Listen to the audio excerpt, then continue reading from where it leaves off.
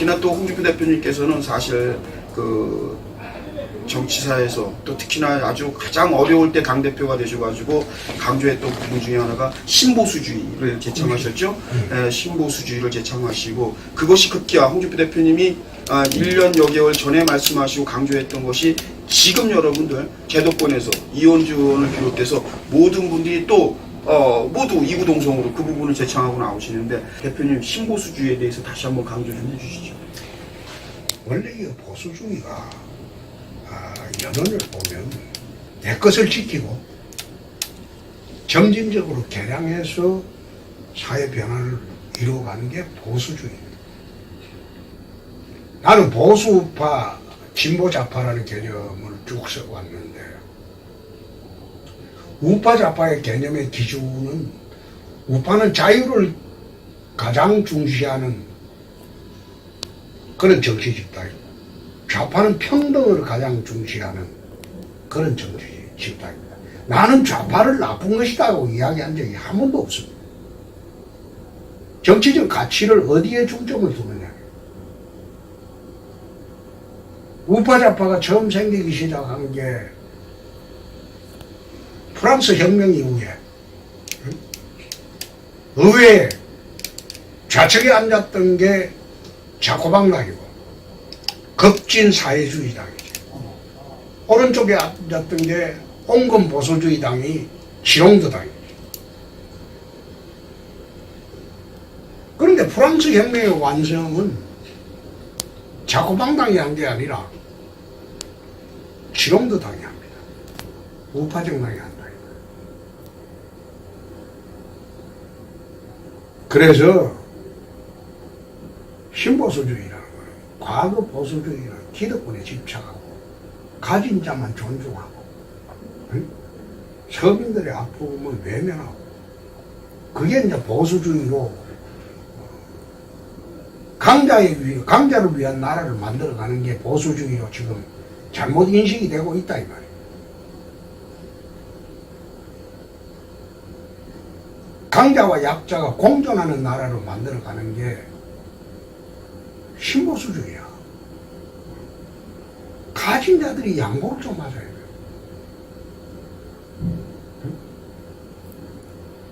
내가 지난 대선 때 선거 구호로 내세운 게 가진 자에게 자유를 주자, 부자에게 자유를 주자, 기업에 자유를 주자. 그것이 복지야.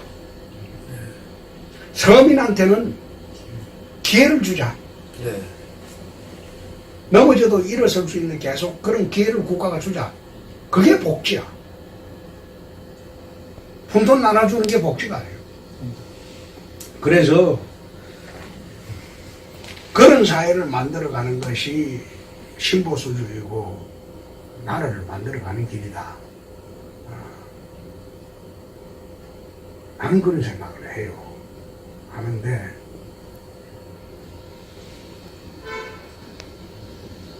정당의 구성원들이 특히 보수정당의 구성원들은 나는 보수정당에 24년을 있어보지만 참 한국의 보수우파하고 진보좌파에 어떻게 구분이 되는가 내가 구분하는 기준을 이야기를 한번 한 적이 있어요.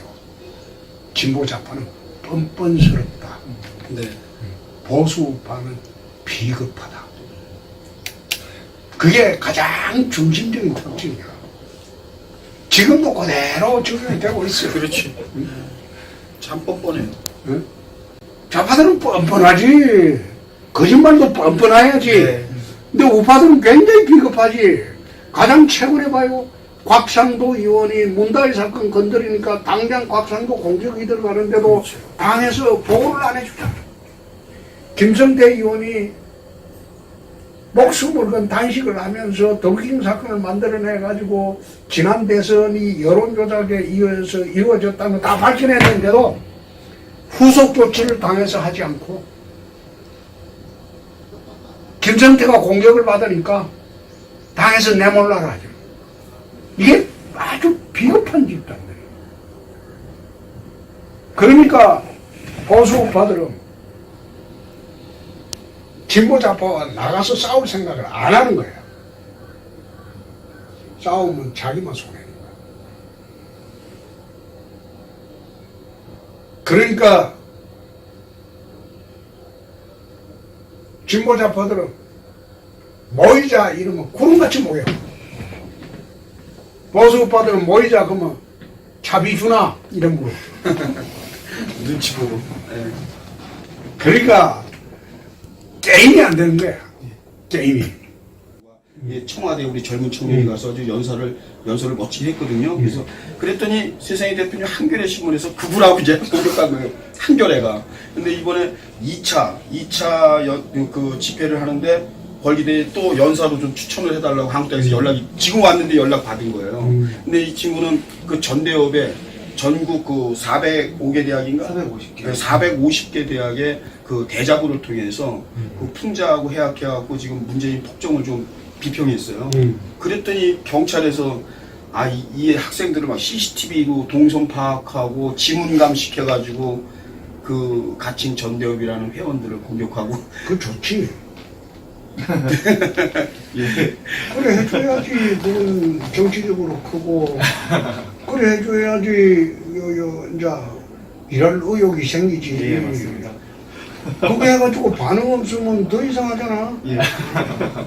아니, 대표님은 뭐 내가 예상했던 대로 말씀하시면 이런 거야. 예, 맞습니다. 옛날처럼 불러와서 고문도 못하는 세상이야. 예. 그래서 오히려 즐기면서 하고 있는 친구들 다. 뭐 얼마나 좋은 거야. 저희들이 우리 젊은 친구들하고 대표님한테 좀 지금 너무 시국이 정말 뭐 국민들이 다 낙심하고 있고 연일 뭐 대표님도 걱정을 많이 하시겠지만 지금 당장 그 패스트트랙이 말이죠. 저렇게 긴급 상정되고 안건 채택이 돼서 이게 또 본회의 상정이 될 것이냐, 뭐 지금 바른미래당이 뭐 캐스팅 보드를 쥐고 있다고는 하는데 지금 그거로 인해서 지금 야권 한국당이 굉장히 압박을 받고 있거든요, 사실은. 대표님이 보시는 그 견해, 그리고 또 들이킨 재특권 문제도 있고, 여러 가지 지금 사안마다 좀 궁금한 게 있어서 이렇게 찾아뵈었어요. 그래서. 원래 선거법 협상은 87년도 민주화 헌법 이래로 단 한 번도 여야가 합의를 하지 않고 날치기 처리한 사례가 없어요. 그것은 헌법 개정만큼이나 어려운 게 선거법 협상입니다. 왜 그런가 하면 게임의 룰에 관한 문제. 서로 게임을 하는데 운동 경기를 하는데 룰 합의 없이 일방적으로 정해진 룰로 갑이 정해진 룰로 가불이 같이 운동 경기하는 거 상식 안 맞지. 게임의 룰에 관한 문제예요. 그래서 게임의 룰에 관한 문제는 언제나 여야 합의로 정해져. 이번처럼 일방적으로 정해지는 사례는 없어요. 선거법 협상을 패스트 트랙으로 하겠다고 한국당을 제시를 한다는 자체가 한국당의 존재 가치를 부정하는 거예요. 이것은 문재인 정권의 문제가 아니고 한국당이 자체 반성을 해야 하는 문제. 공수처도 안 그렇습니까? 공직자 수사 비리처라고 이번에 그 민주당에서 주도해서 패스트 트랙으로 처리하려고 하는 공수처 법안을 합의 본 걸 보면 저거는 경찰청 하나를 새로 세우겠다는 거예요. 그렇죠. 응? 기소권 없으니까 기소권은 검사, 판사, 경찰, 경무관 이상의 공무원을 상대로 할 때는 기소권도 준다. 그 예외 조항을 놔놓고 나머지는 전부 기소권이 없잖아요. 그러면 경찰청 하나를 새로 만들겠다는 거예요. 수사를 해서 검찰청으로 송치를 해야 돼요. 검찰에서 재수사. 또 검사, 판사, 경무관 이상 경찰 사건은 전국적인 수사를 해서 자기들이 기소 여부를 결정하는 그런 법안을 만든다고 하는데 세계에 이런 법안이 없어요. 세계 법제사에 이런 법안이 없어요. 소위 민변 출신 좌파법조인들 잔뜩 거기 집어넣어서 새로운 수사 권력을 하나 만들겠다는 거예요. 공수처를 내가 당대표 할 때 처음 만든다고 할 때 내가 한마디로 묵살을 했어. 새로운 민병검찰청을 하나 더 만드는 것이다. 그것은 옳지도 않고 허용이 될 수도 없다. 안 된다. 내가 당대표 할 때는 한마디로 얘들이 포기를 했습니다. 그 한마디로 포기를 했어요. 최상렬이 그거 보라고. 네. 포기를 했다가 내가 물러나고 나니까 지금 지도부는 깔보는 거예요. 깔보고 지금 지도부는 저거는 역량이 떨어진다고. 그래서 저거 마음대로 하는 거 아니야. 그러면 자유한국당은 어떻게 해야 되겠어? 지난번에 이미서희하고 박영석 임명하면 사생결단 한다고 그랬어. 결사항전 한다고 그랬어. 결사항전이라는 게 뭐예요? 죽기를 각오하고 항전하는 거죠. 그런데 무슨 광화문에서 한번 하고 청와대 앞에 가는 척 하다가 돌아서 가는 게 그게 쇼지. 그게 장애투쟁 아니라고. 나는 그날 하는 거 뒷이야기만 들었는데 청와대 앞에서 밀고 땡기고 서로 다치고 그래 하는 줄 알았어. 그러지 않고 앞에까지 가다가 뒤로 돌아서 이래갖고 다 가버렸더만. 그거는 쇼하는 거야. 그건 장애투쟁 아니야. 결사항전이라는 거는 국회의원 바치 떼고 저는 총사퇴해버리고 그 다음에 장애로 나와요. 그렇게 해서 국민들한테 하소연하는 게 장애투쟁이지. 국회는 지금 계속 유지하면서 그냥 부업으로 국정운동하는, 그리고 밖에 나와서 형식적인 쇼하는 투쟁은 장애투쟁 아니야. 국민들은 그런 야당을 바라지 않아요. 지금은 대북에도 제동을 목숨 걸고 걸어야 할 때고, 민생에도 목숨 걸고 제동을 걸어야 할 때, 그렇지 않고 적당히 해서 내년에 국회의원 한 번 더 할 생각으로 선거법이 민주당이 원하는 대로 통과되고 공수처법안이 원하는 대로 통과되면 내년에 이 당은, 자유한국당은 70석을 채우기가 어려울 것이다. 또 좌파연합에서 개헌선을 확보할 것이다. 180석 이상 좌파연합에서 확보가 되면 이 나라는 사회주의 국가로 개헌하면서 남북 연방제로 가는 거예요. 그것이 저들의 최종 목표예요. 지금 봐요. 국회가 지배되었지, 청와대 지배되었지, 행정부 지배되었지, 검찰 지배되었지, 경찰 지배했지, 법원 지배했지, 헌법재판소 지배했지. 하다못해 선거관리위원회도 장악을 했어. 거기다가 시민단체도 좌파들이 다 장악. 대한민국의 우파들이 설칠 수 있는 공간은 유튜브밖에 없어. 유튜브도 지금 탄압하려고 준비를 하고 있잖아요. 그렇지. 응? 나라가 이렇게 위중한 상황이잖아요. 나라가 이렇게 위중한 상황인데 대통령 놀이만 해가지고 민심이 오느냐 이 말이에요. 지금은 야당은 대통령 놀이할 그런 단계가 아닙니다. 그런 타이밍도 아니고, 야당은 국민을 위해서 항쟁을 할 그런 타이밍. 대통령 놀이는 2년 뒤에 해도 돼요. 선거법 협상이 여야간의 합의 없이 패스트 트랙대로 민주당 의도대로 되면 중도보수 신당이 탄생할 겁니다.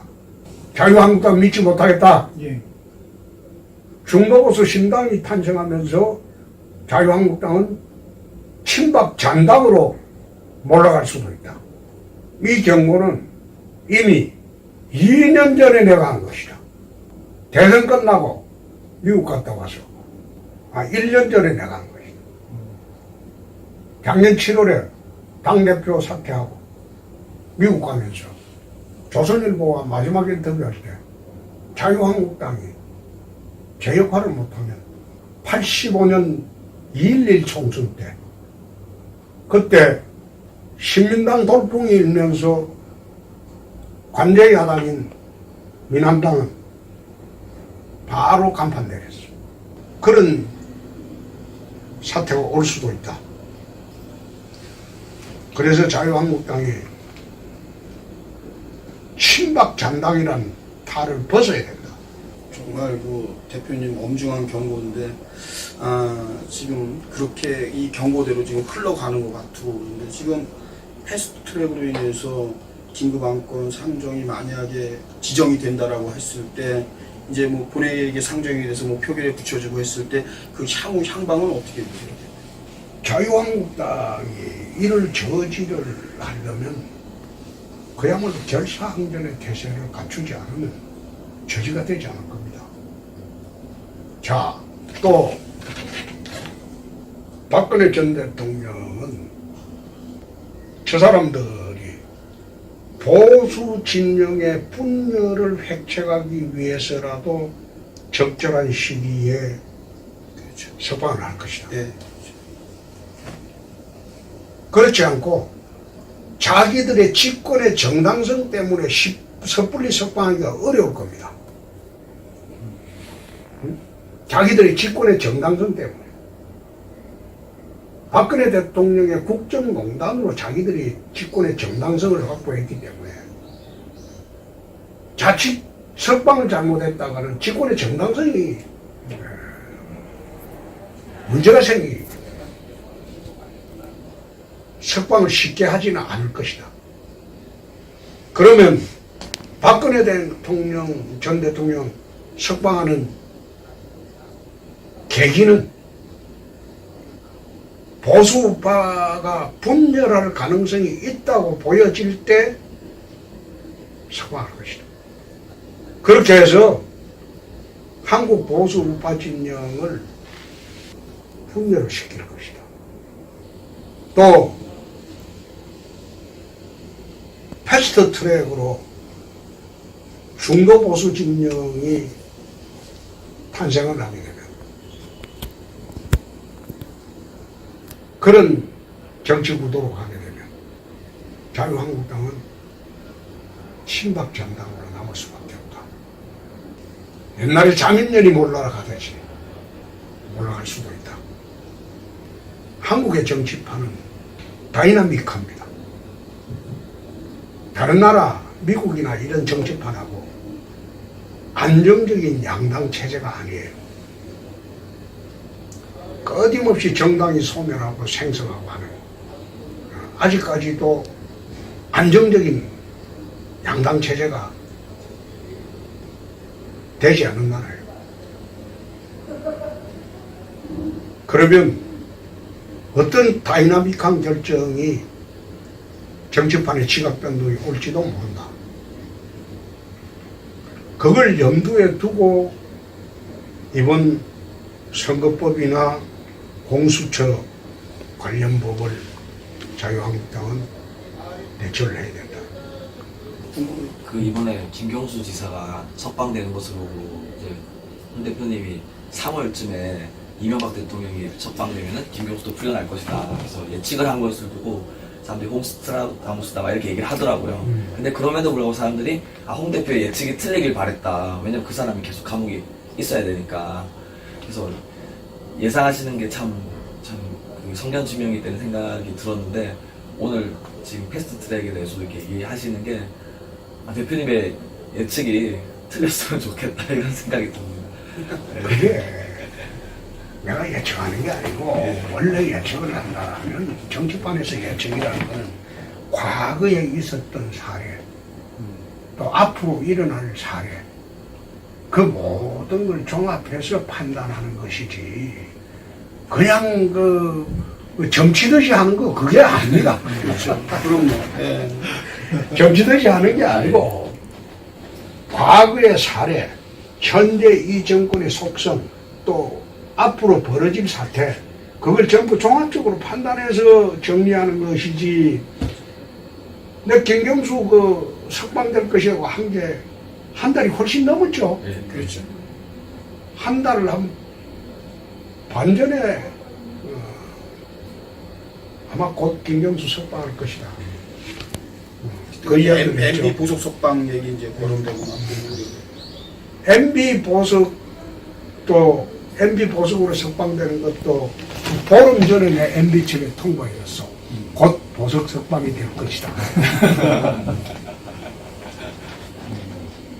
왜 그런 예측을 했나? 김경수 법정 구속되고 난 뒤에 국회에서 민주당이 법관 탄핵한다고 김경수 법정 구속은 성창호 판사 또 비난하고 압박하는 거 보고 저거 항소심에서 석방하려고 지금 시작을 한다. 그러면 여론을 좀 무마하기 위해서 먼저 해야 할 일은 뭔가? MB부터 석방할 것이다. 그리고 한 보름 전에 이재호 장관한테 MB 나올 것이다. 에이, 그게 말이 되냐? 말이 되는 게 아니고 MB 석방한다. 김경수 때문에 석방할 것이다. 그 이야기를 내줬는데 지금까지는 예측이 다 맞죠. 그렇죠.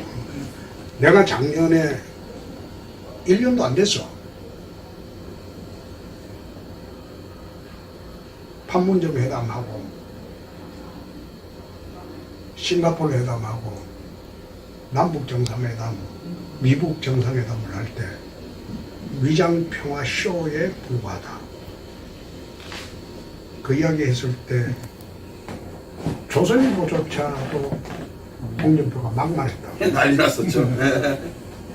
지방선거는 그리고 경제가 작년 1월부터 그랬어요.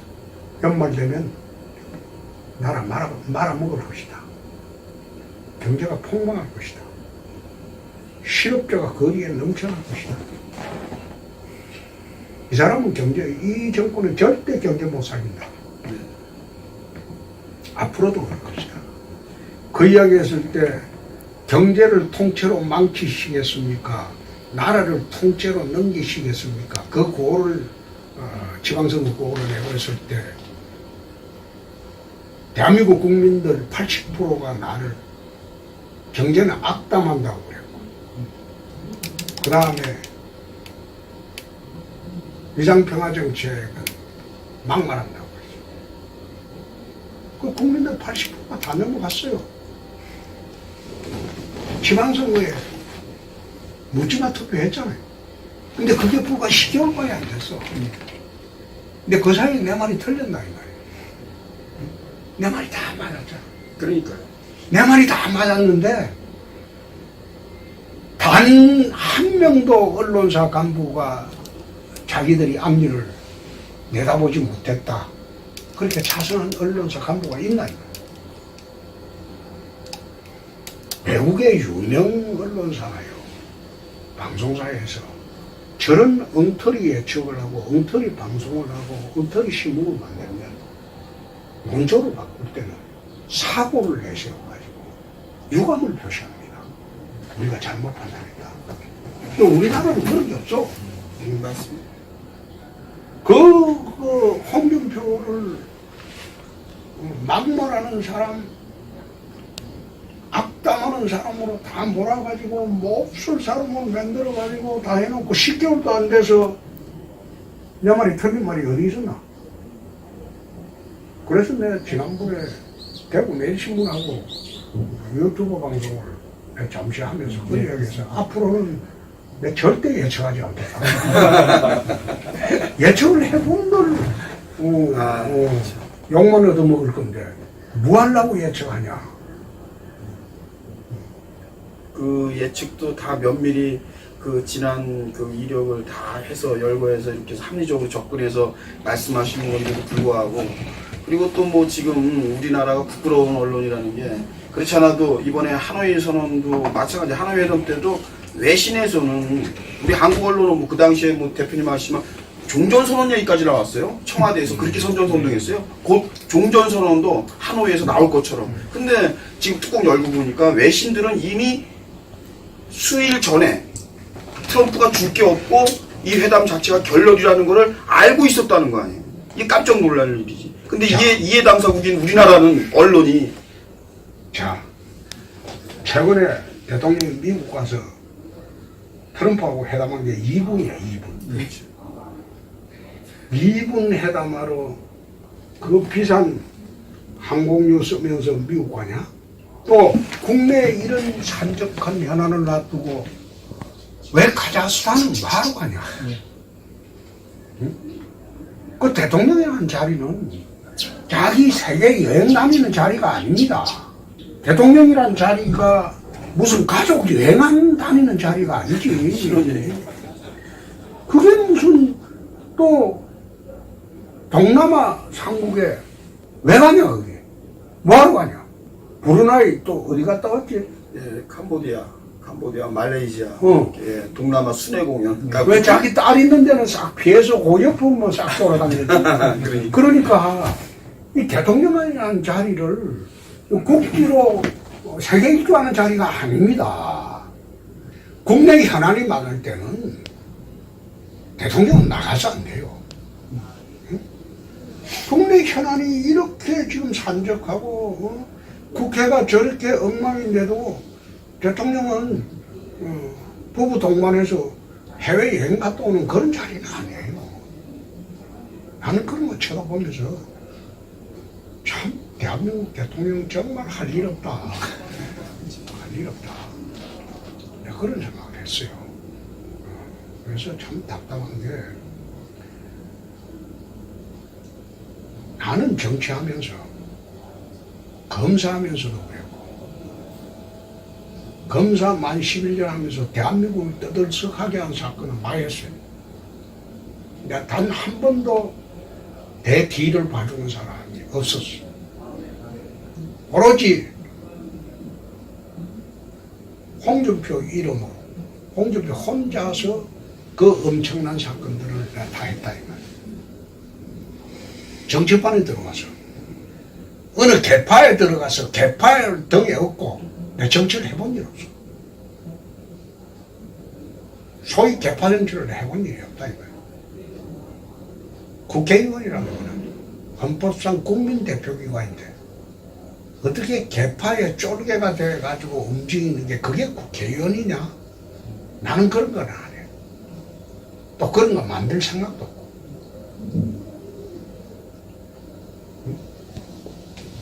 뭐 친이계, 친박계, 그 옛날에 이해창계, YS계 얼마나 많았냐. 내 정치 24년 해오면서 거기에 단 한 번도 휩쓸려 본 적이 없어. 나보고 독고다이 정치인이라고 하는데 독고다이 정치인이 좋은 말이 아니지. 그러나 깡패 집단처럼 우르르 몰려갖고 새를 형성해가지고 생각도 없이 응? 말하자면 이리저리 떠도는 그런 정치하는 거 그게 정치냐? 그게 아니라 이거예요. 그래서 정말로 자유한국당이 4% 빼야 안 되던 정당이야. 탄핵 때 내가 인수를 했을 때 내가 대통령을 되려고 출마한 게 아니라고. 지난번에 나 지난번 대통령 출마할 그 무렵에 굉장히 고심을 많이 했어. 경남지사를 한 번 더 하고 내 정치 인생을 끝낼 수도 있다. 그런데 내가 몸담았던 이 당이 없어질 것 같더라 이거야. 국민 지지가 4%밖에 안 되는데 대통령이 탄핵돼가지고 내가 속한 당의 대통령이 구속까지 됐는데 이 당의 후보를 내본도 누가 찍어주겠냐? 어떻게 그건 예수가 후보로 나가도 그 안 되는 선거야. 그 당시 분위기가 내가 처음 나갔을 때 당이 없어졌거든. 당을 괴물을 방지해야 되겠다. 그래서 내가 그 당시에 내가 대통령 후보를 뛸 때 당에서 나 도와준 거는 거의 없습니다. 그 당시에 국회의원들 중에서 유세차 탄 사람이 과연 몇 명이 되는가 한번 조사해 보십시오. 최저 비용으로. 심지어 당에서 대통령 선거 공약을 만들어준 일도 없어요. 나 혼자 내가 만들었지. 지난 대선은 원맨쇼를 했다. 서울 시내 유세차를 타고 돌아다니는 사람을 내 본 일이 없어요.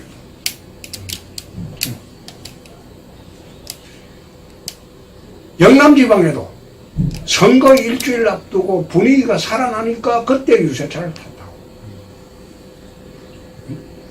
그런 상황에서 당의 소멸을 방지한 거는 24.1% 받아가지고 소멸 방지가 그거로 나는 내 역할을 다 했다고 생각했어. 그래서 미국을 갔던 거예요. 좀 쉬어야 된다. 그 당시 근데 선거비 보존도 막 걱정하고 그럴 때였죠. 그 당이 맡을 사람이 없다고 하도 당을 맡아달라고 해서 한 수 없이 23일 만에 다시 돌아와서 당을 맡았죠. 맡아가지고 붕괴됐던 당을 재건하면서 작년 지방선거 때 아무도 지방선거를 위해서 국회의원들이 열심히 뛴 사람 내가 본 일이 없어요. 자기들 선거가 아니기 때문에. 지방선거 참패해야지 홍준표를 쫓아낸다. 그래서 안 뛰었어. 그래가지고 참패하고 약속대로 난 물러났어. 그런데 당 지지율은 28%였어. 지방선거 때 당 지지율. 지금 당 지지율이 뭐 29%, 30%, 그건 지방선거 때 지지율하고 똑같은 거야. 무슨 지방선거 때 선거 졌다고 해서 당 지지율까지 폭삭한 건 아니야. 정당 투표율의 지지율이 28%였어. 지금 지지율하고 거의 근사치가 있지. 내가 이야기하는 거는 웰빙에서 벗어나라. 자유한국당이 웰빙에서 벗어나지 못하면 내년 총선에 좌파 연대를 절대 못 이깁니다. 어떤 게임의 룰을 저놈들이 만들지 모르는 겁니다. 저 사람들의 책략을 알아야지 미리 앞질러 가는데, 자유한국당은 일이 끝나고 난 뒤에 그때 해서 뉘우치든가 그때도 몰라요. 이 당에는 전술 전략가도 없고 책략가도 없고 그냥 목줄 빼고 국민들의 처분만 기다리는 사람만 남아있습니다. 요즘에 그 유시민 알리려고 고치려고 하는 이 유시민 씨가 뭐 저는 개인적으로 오래전에 기획이 됐던, 그리고 그 생뚱맞은 얘기는 아니에요. 그런데 전적으로 말이죠. 어느 날 갑자기 우리 홍준표 대표님, 이 홍반장님한테 뭐 끝장, 맞짱 토론이다 하면서 이렇게 제의를 걸어왔는데, 제가 제 방송에서 얘기했지만 제의를 먼저 한다는 건 뭐냐면 이미 그 사람은 정치적으로 여러 가지로 이해타산에 대한 계산이 끝났다는 얘기예요. 제의하는 사람은. 뭔가 전술도 다 짠 거예요. 그런데 우리 홍준표 대표님께서는 뭐 거의 즉답식으로 그냥 뭐 크게 대수롭지 않게 생각하고 그냥 긍정적으로 검토해보자. 뭐 룰에 대한 얘기는 뭐 세세히 뭐 이제 하지만, 또 엊그제 보도해 보니까 뭐 시기를 노무현 기일을 10주기 기일을 지나서 뭐 5월 말쯤이 될 것이다. 그러니까 나름대로 유시민은 말이죠. 자기 유리한 대로 자기가 막 계속 진행하는 것 같아요. 근데 거기에 대해서 뭐 대표님은 가타부터 뭐 이렇게 저기도 안 하시는 것 같아요. 그래 뭐 흔히 한 얘기로 당신 마음대로 한번 해보시오 뭐 이런 취지인 것 같은데,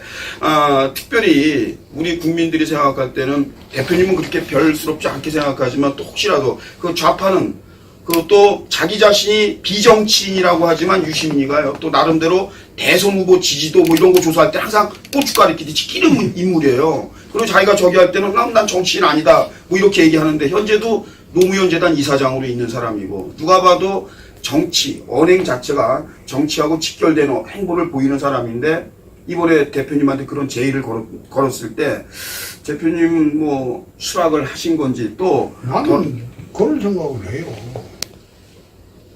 대한민국을 위해서라면 좌파의 이론과도 이야기할 수 있고 네.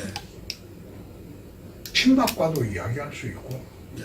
다 할 수 있습니다. 내 경험상으로 토론에 나가서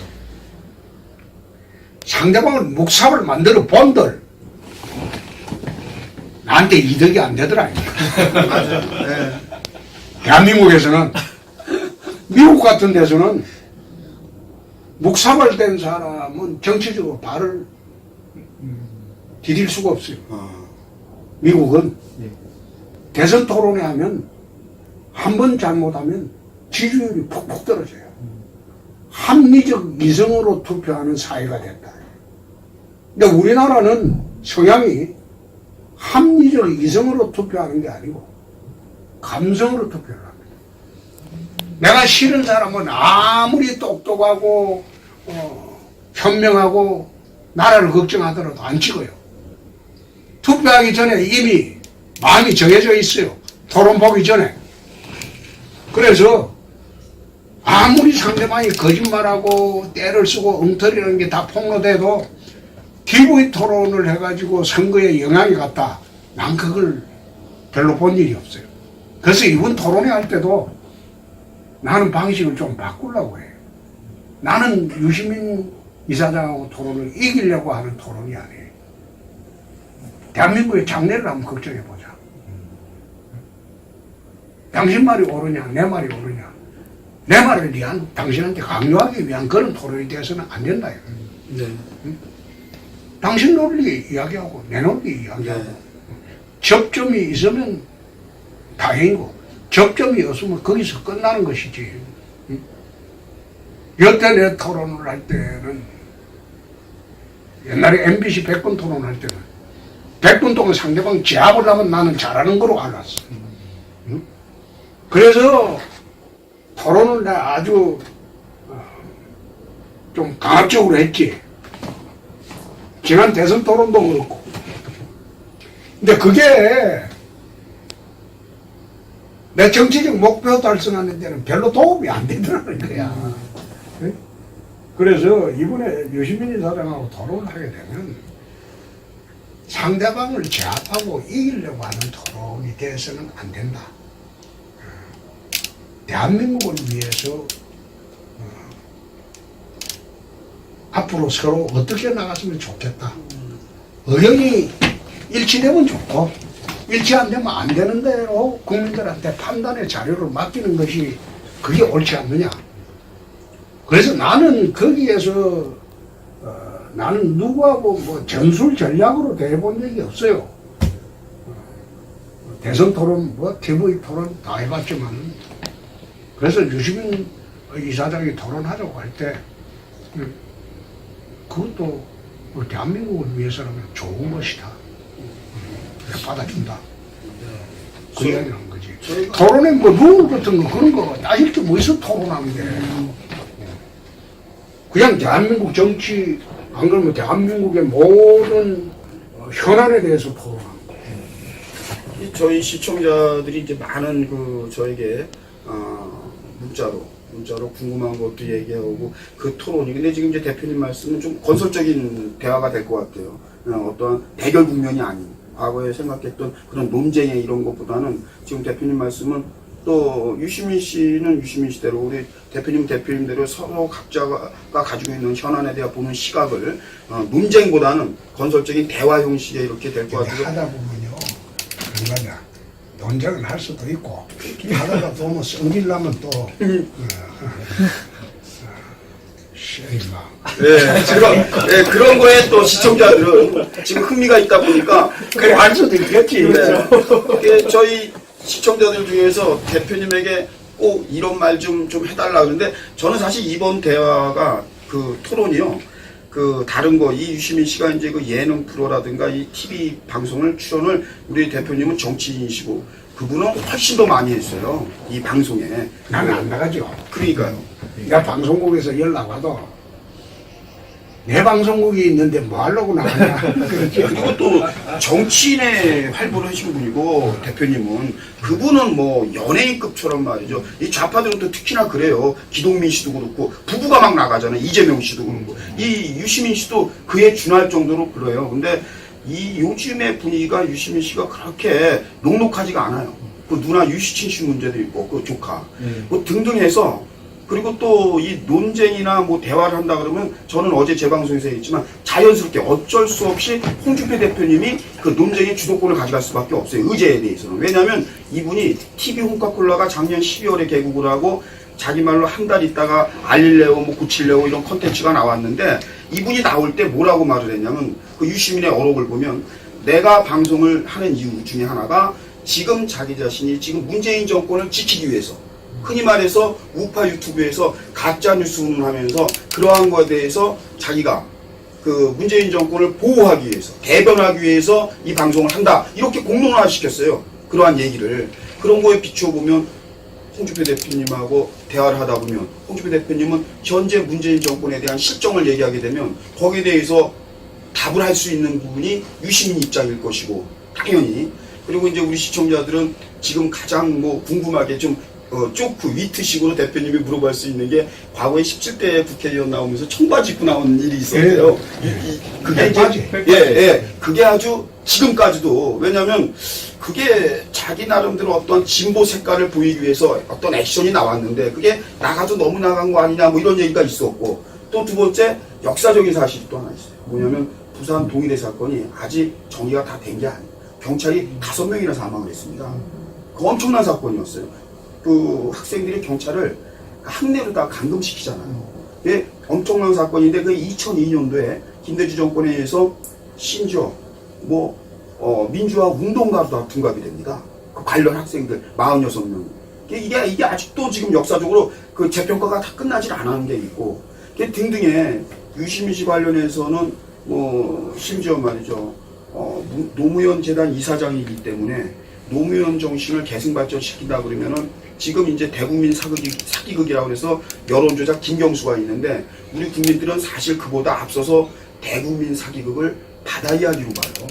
그 부분에 대해서 우리 대표님이 좀 유시민 그 노무현 재단 이사장에게 전 국민을 상대로 해서 뭐 노무현 씨는 도둑 맞으려니까 개도 안 짖었습니다 이렇게 지금 국민들한테 사과를 했는데 그런 거를 다시 한번 우리 시청자들이 문자를 통해서 그런 것 좀 우리 대표님이 허심탄회하게 정해진 의자가 없다면 그런 것도 노무현을 대신해서 노무현 씨는 이제 돌아가셨으니까 유시민 씨가 좀 우리 국민들에게 어떤 대국민 메시지를 좀 받아내 주십시오 뭐 이런 문자도 저한테 오고 그랬거든요. 그래서 아마 기대하는 바가 많더라고요. 근데 그게 이제 국민들이 그게 논쟁을 기대하시지 말고 보수 우파 진영의 나라를 보는 눈이 현재 어떠냐?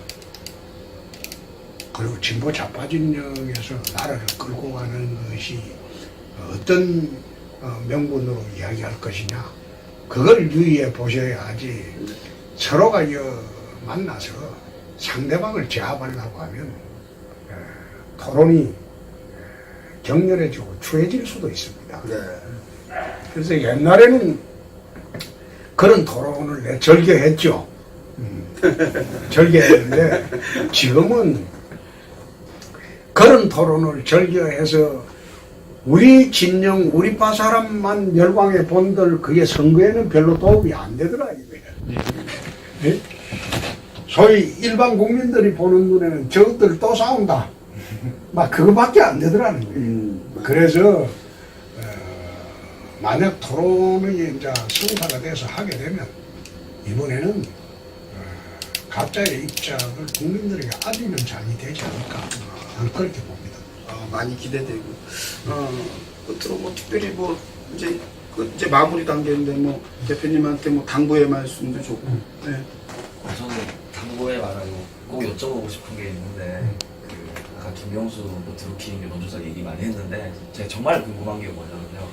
당시 특검을 할 때 대통령 지지율이 80%에 육박했고 그다음에 국회 의석수로도 그 특검을 통과시키기가 참 어려웠는데 홍준표 대표님 체제 때 그 특검을 성사시킨 가장 큰 이유가 뭘까 여쭤보고 싶더라고요. 물론 아까 김성태 원내대표 그 단식 투쟁도 얘기했지만 또 대표님이 대표님으로서 또 어떤 보이지 않은 역할을 해서 그렇게 되는지 잘 여쭤보고 싶었어요.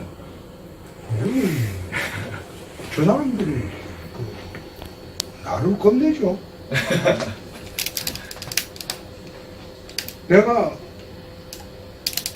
저 사람들 정치 역량보다는 한 수 위이죠.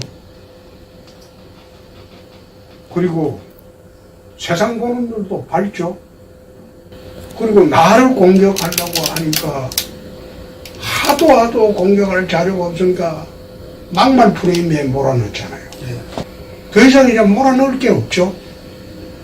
그 당시에 들킨 특검 같은 경우는 대선 여론조작이기 때문에 내가 당사자입니다. 그렇죠. 응? 내가 막말 프레임에, 대선의 막말 프레임에 갇혔던 당사자입니다. 자기들이 그걸 안 받아줄 수가 없죠. 그래서 받아주게 된 거지. 그러나 지금은 자유한국당이 굉장히 입장이 좋아졌죠. 그 당시에는 지지율 80%대 우리가 투쟁을 했던 것은 국민들한테 몇 개 들어가지는 않았어요. 예. 그 당시에 광화문에 와서 김영철 방한 반대 네, 맞습니다. 국민대회를 광화문에서 했을 때 한 7만 명이 모였어요. 청계광장. 청계광장에서. 그때 7만 명이 모였을 때 청계광장이 끝이 안 보였어요. 맞습니다. 그 당시에 청계광장 바로 옆에 있던 D일보에서 뭐라고 썼냐면 7천 명 모였다고 그랬어요. 그런 시절이야. 근데 지금은 민생이 워낙 피폐해져가지고 민심이 돌아섰기 때문에 위장평화라는 것도 밝혀지고 민생도 피폐해지고 자유한국당은 얼마나 좋은 입장이냐. 지금은 제대로 운영하면 광화문에 50만 원 모아야 됩니다. 그래가지고 압박을 가할 수 있어야 한다. 그냥 전국의 당원대 의원들 모아가지고 버스 타고 올라오라 해가지고 그 사람들 모아놓고 우리끼리 으쌰으쌰 몇 분 하고 해산 그건 안 되지. 그래 해가지고는 눈도 깜짝 안 하지. 저 사람들이 어떤 사람들인데? 저 사람들은요 2박 3일 데모하라고 다 하는 사람들. 우리는 2시간만 하면 아이고 그만하고 집에 가자 그런 사람. 근데 그런 사람 모아놓고 어떻게 투쟁이 되냐 이 말이에요. 그런 국회의원들끼리 모여서 무슨 투쟁을 하느냐 이 말이에요. 그래서 당이 좀 투쟁력이 강화가 좀 더 됐으면 좋겠고 또 지도부가 우리 의원들을 대여전선에 나온 의원들을 당 차원에서 막아야 돼. 그 막아주지 않고 너 혼자 가서 네 개인 일로 처리해 버리고 그러면 대투쟁할 사람이 없어져 버려.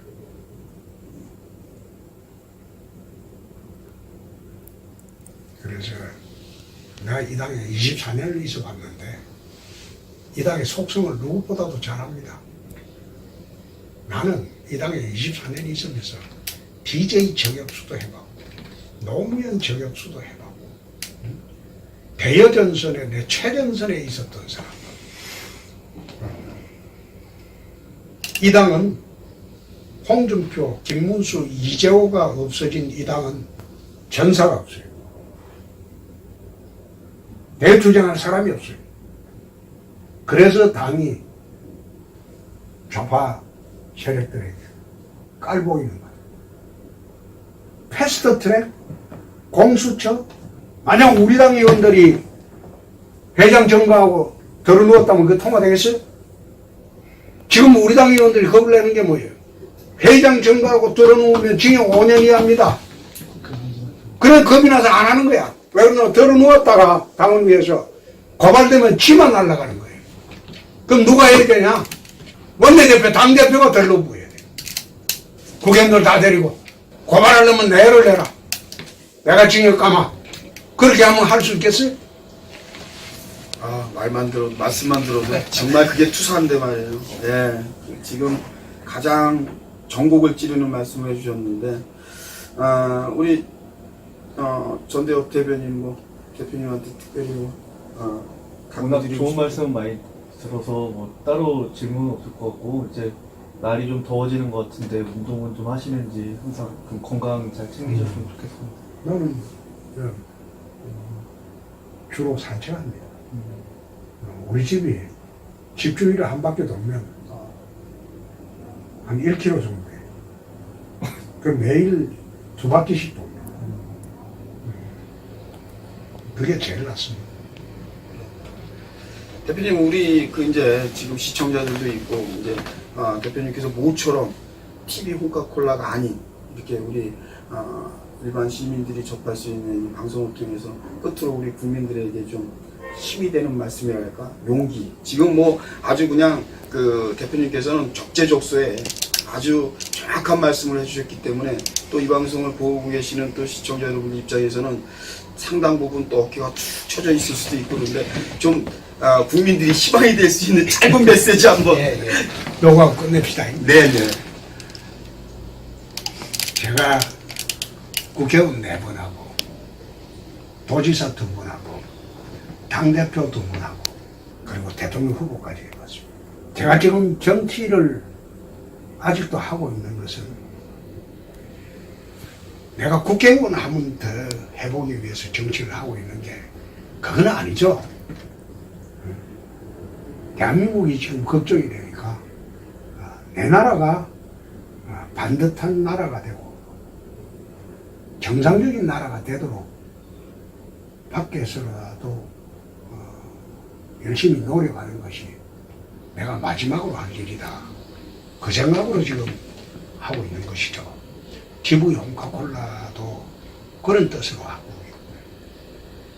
그래서 국민 여러분들이 정말 힘든 세월을 보내면서 참 정치하는 사람으로서 죄송스럽게 생각합니다.